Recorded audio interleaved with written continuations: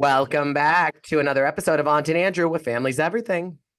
Until it's not. Hi, Andrew. Hi, Aunt. I love the trees. Just, those leaves just stay so perfect. I think it's I so great. know. You know what? They're so good because they don't really, get stuck in the sewers or drains or anything. It looks like a Peyton. Peyton. You mean a Peyton. or a Peyton? Peyton. You I know hate that commercial? Yeah, I do know. Yeah. Peyton. Yeah. Anyways, so we're at what? Is this week 3 or 4?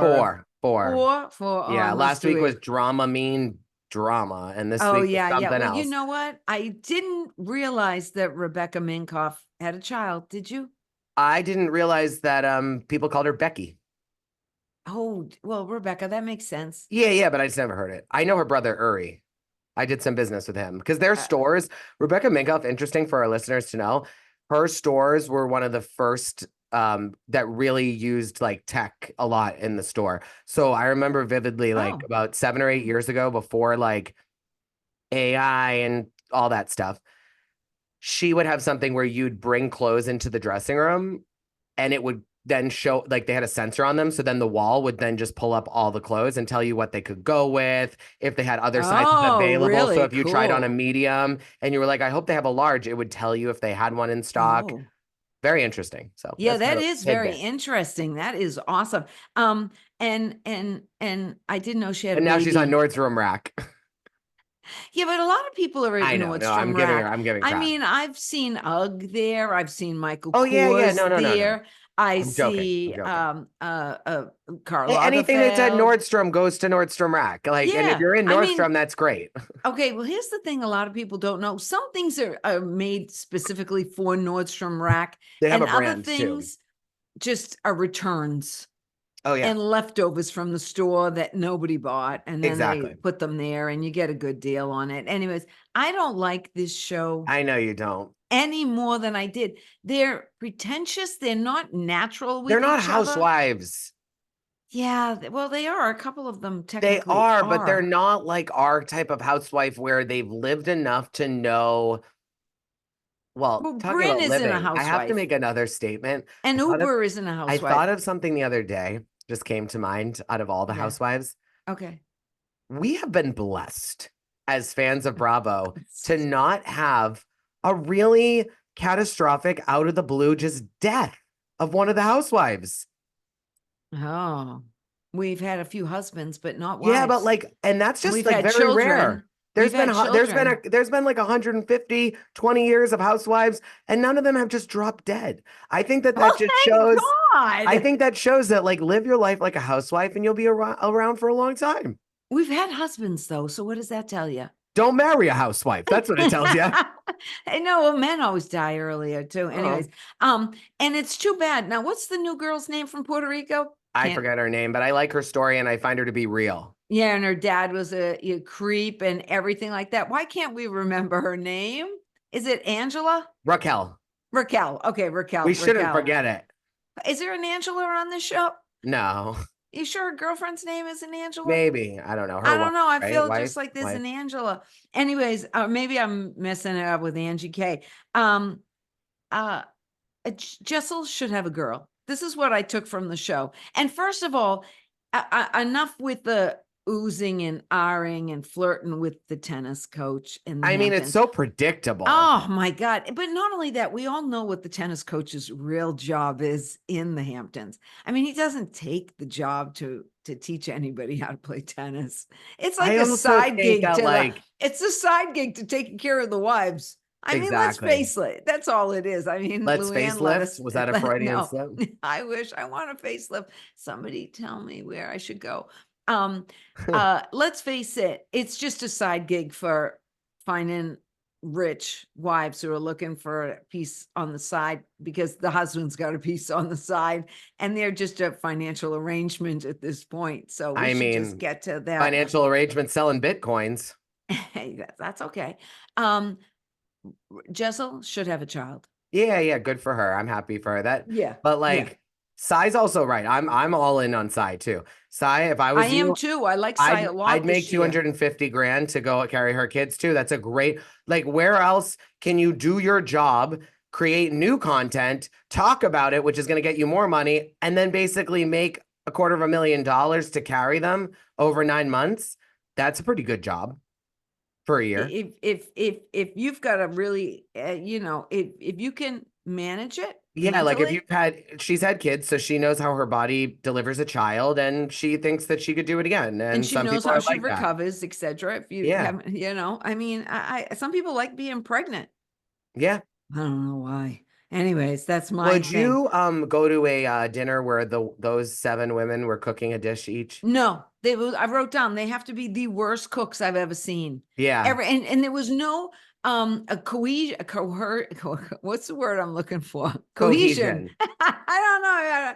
And I have my Diet Coke today. I'm like Lisa Barlow. I have seltzer. And there was no cohesiveness. Yeah. There was no flow to it. And what's a Pavlova? Oh, what a Pavlova? Ubah. Pavlova. No, what's Pavlova? The dish they were. Oh. I don't know what it is. People, leave us a comment. Tell us what Pavlova is. I should have, but I didn't. Yeah, I mean, I have to say this, the whole reaction though to the pavlova with the bug, the fake bug or whatever. Oh, it was so Ridiculous. It's like you think that you're filming a television show and you think that the chances of a real bug getting in the dessert that Jenna Lyons made. Please. Come on, Ubah.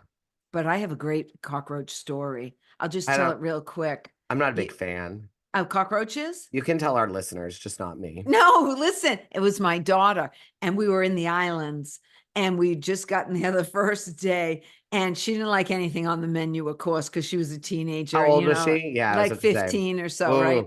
She was still eating chicken then, though. Yeah. Okay. And then she's having French onion soup. Oh, that's on brand. And she gets through the cheese, and there was a cockroach between the cheese and the bread, like this. The cheese and the crouton. Yeah, you know, the bread. Yeah. And the cheese on top. And she was like, oh, she didn't eat I'm the surprised rest. she didn't get a baked potato. I didn't have them in the Caribbean. And here was the funny part. She didn't eat for the rest of the week. It was so cheap. I mean, it didn't cost me anything. Wow, that's awesome. It was so funny. Don't worry about it. Don't worry about it. She makes up for that in other ways. Saving me money. Yeah, exactly. No, she doesn't really eat anyway. So what's the difference? And then Ubah throwing up. It was too much. It was too much. And then and then they were laughing after, and it was like, Ubah, you get so mad about things, like, which I'm not saying you shouldn't, but like, we all know it was fake about the throw up, because like, if you really had to get up from the table to go throw up, and then Sai was coming in, and it was like, you would have gotten mad, just like you got mad at other things. Come on. We all knew. Well, and not only that, the whole thing with being engorged, their breasts. I think some of them forget they're on a housewife show. And I just think that they like don't get it. They're going to share information on a story they're never getting residuals on. Yeah. They don't get residuals. They share parts of their life. They're on for a year or two. It lives in perpetuity. Is they're the one whose husband's going to the bathroom with them to relieve her engorged breast. And who needs to know this information? I know. And I think they feel like they have to share it in order to be relevant on the show, but keep your dark, deepest secrets to yourself. What do you think about having 2 religions? I mean,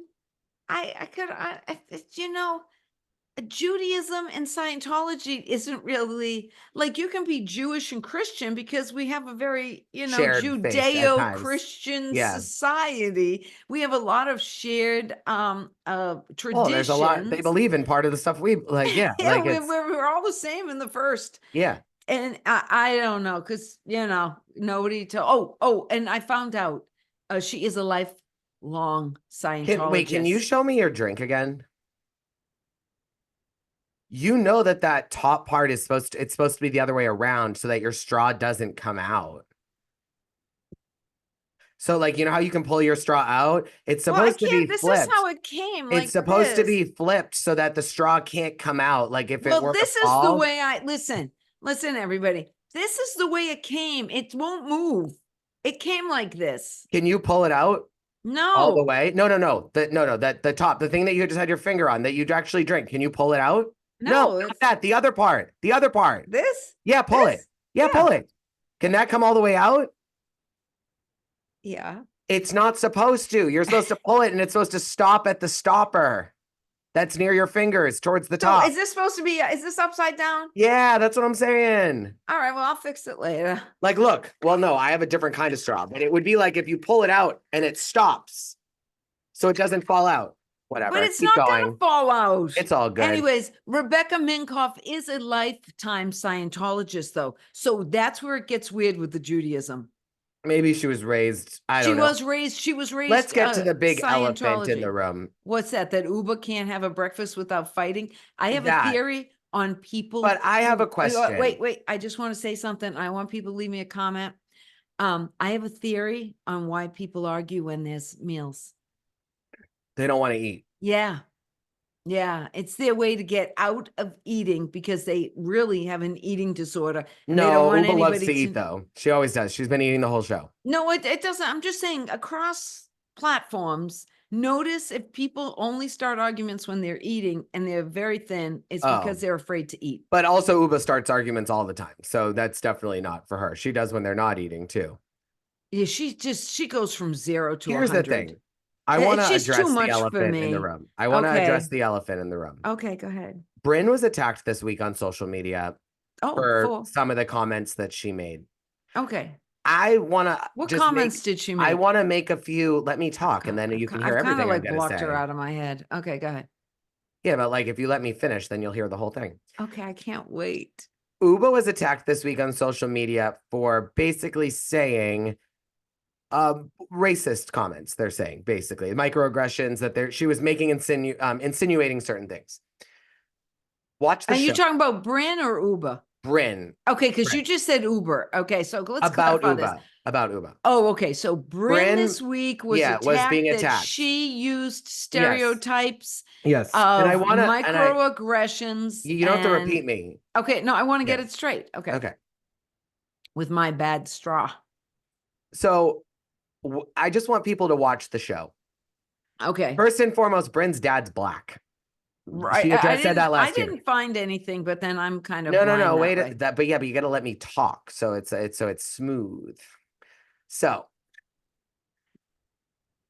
Smooth the conversation she had with operator. Ubah was, whether you like it or not, Bryn has a background that is not fully Caucasian. Now, Okay, she's also had the multiracial. She also had the conversation off camera. Ubah did not bring it up on camera. Bryn Okay. did not bring it up on camera. Erin brought it up on camera. Of course. So my question is this: who are we, the viewers, the ones on social media calling Bryn out? Who are we to be picking apart their lives when Ubah is not saying that it was out of place? I don't think there's anything wrong with Bryn privately off camera making a comment to her friend about a stereotype that we all know exists, and that she doesn't want her friend to fall into that stereotype. Maybe they've had a conversation before that was started by Ubah saying, I don't want to be known as this person. I don't want to have that stereotype. And maybe Bryn said, okay, well then let's watch it for each other. And you know what? I think it's inappropriate that Ubah's not the one saying, and then you brought something up that was so rude. Ubah didn't say it. So it really, really irked me that because I've been in a position, no, not many of our listeners know, I work in a industry where I am very much involved in a number of conversations about race. And it's part of the work I do. I'm a white male, obviously, we all can see. So I don't have that lived experience. And for a while, I was very uncomfortable talking about it, even though I had to around in many conversations. Around a diverse audience. Yeah, like a lot of my clients are people of color. A lot of my speakers are people of color. And so I've had to talk a lot about this stuff. And for a while, I was very tiptoe and I felt like I was walking on eggshells. And then one day it just dawned on me that